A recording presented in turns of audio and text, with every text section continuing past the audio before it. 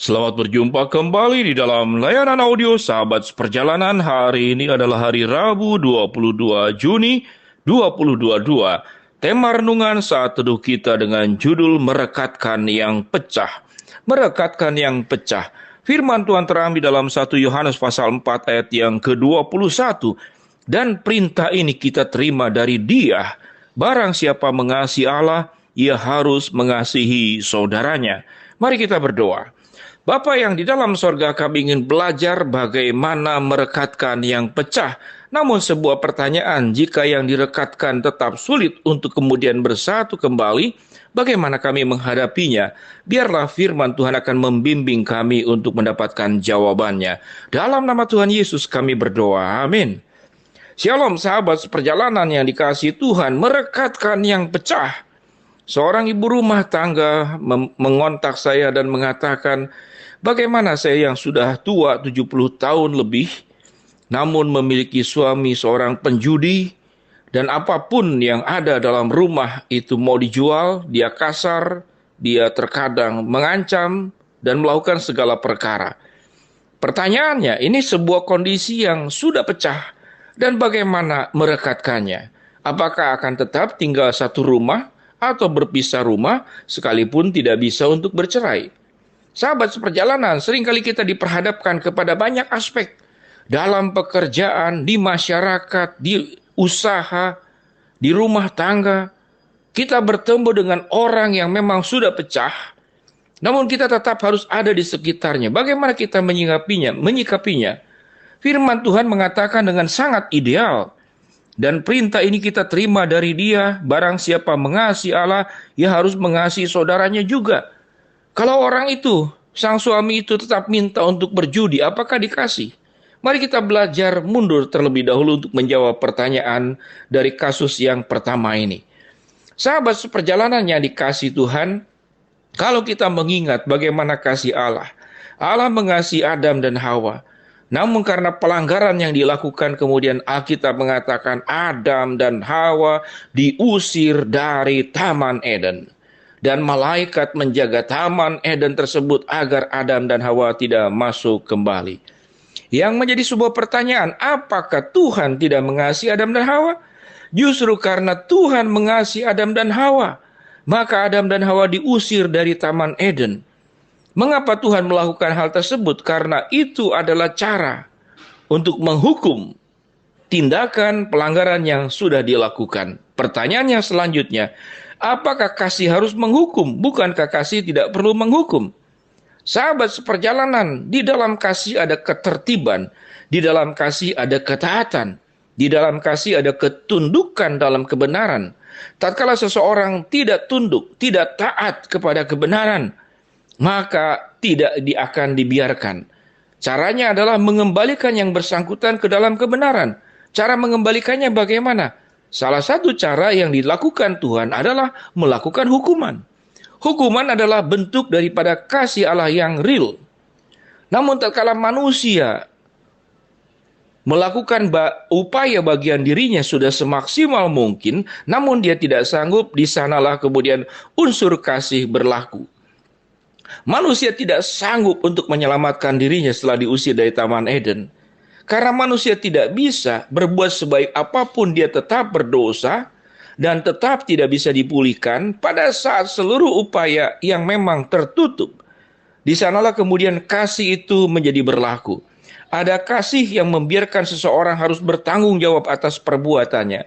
Ada kasih di mana tatkala seseorang sudah melakukan bagiannya semaksimalnya, dan dia tidak bisa dan tidak memungkinkan, maka di sanalah kasih itu terjadi. Sahabat seperjalanan, memahami kasih Allah tidak hanya berbicara tentang memberi saja. Memahami kasih Allah tidak juga hanya berbicara tentang mengampuni saja.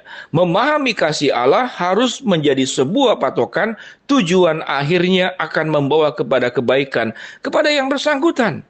Sahabat seperjalanan, seseorang yang berjalan tidak hati-hati akan menuju ke jurang. Kita teriaki, dia tidak menoleh, terpaksa kita lempar batu.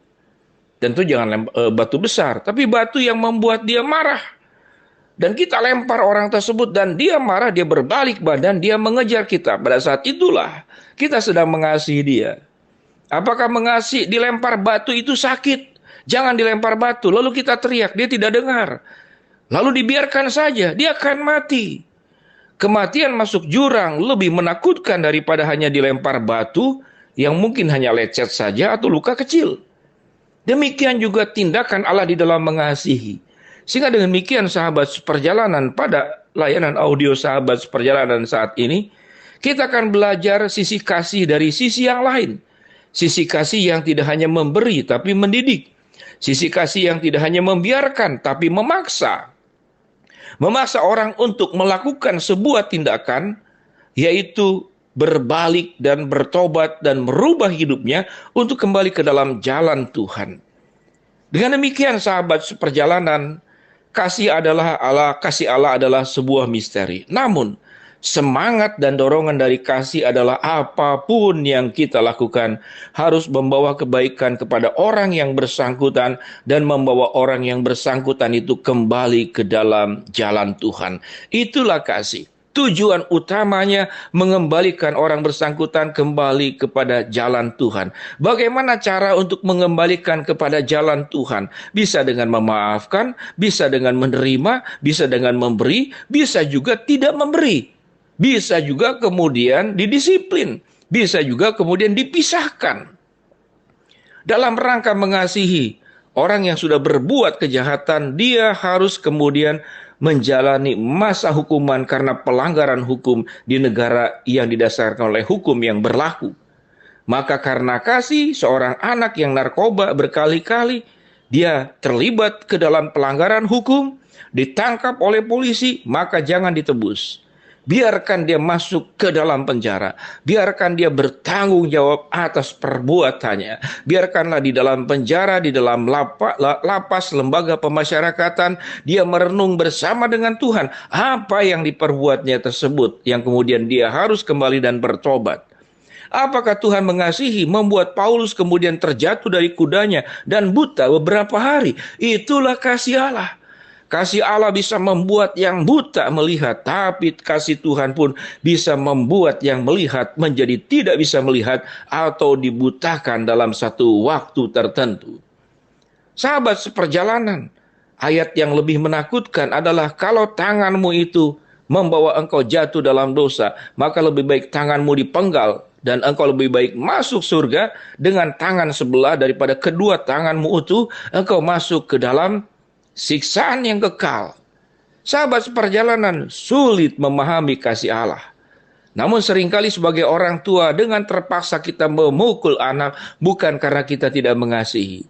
Karena kalau tidak dipukul, Alkitab mengatakan dalam kitab Amsal, kalau kita tidak memakai tongkat, jalannya akan semakin kacau, semakin menjauh dari Tuhan, semakin buruk keadaannya, dan semakin tidak mengalami sebuah kesadaran. Dengan demikian sahabat seperjalanan, ternyata seni mengasihi yang berdasarkan kasih ilahi dari Allah ternyata tidaklah mudah. Cara bagaimana yang kita akan ambil? Maka itu dibutuhkan hikmat dari Tuhan dalam doa-doa kita. Mari sahabat seperjalanan, kita belajar memahami bahwa untuk merekatkan yang retak membutuhkan hikmat dari Tuhan. Mari kita berdoa. Bapa yang di dalam sorga, hamba-Mu berdoa buat sahabat seperjalanan yang sedang sakit, Tuhan jamah sembuhkan. Sahabat seperjalanan yang sedang menghadapi masalah, Tuhan bukakan jalan. Sahabat seperjalanan yang sedang mengharapkan sesuatu, Tuhan akan menolong dan akan mengabulkan sesuai dengan waktu rencana-Mu. Dalam nama Tuhan Yesus kami berdoa. Amin. Shalom sahabat seperjalanan, bagaimana kita merekatkan yang pecah? Kita memiliki kasih dari dua sisi yang berbeda, sebagaimana dijelaskan tadi. Biarlah hikmat Tuhan untuk kita boleh mengenal, memilih, mengasihi dengan cara yang seperti apa. Tuhan memberkati kita semua. Amin.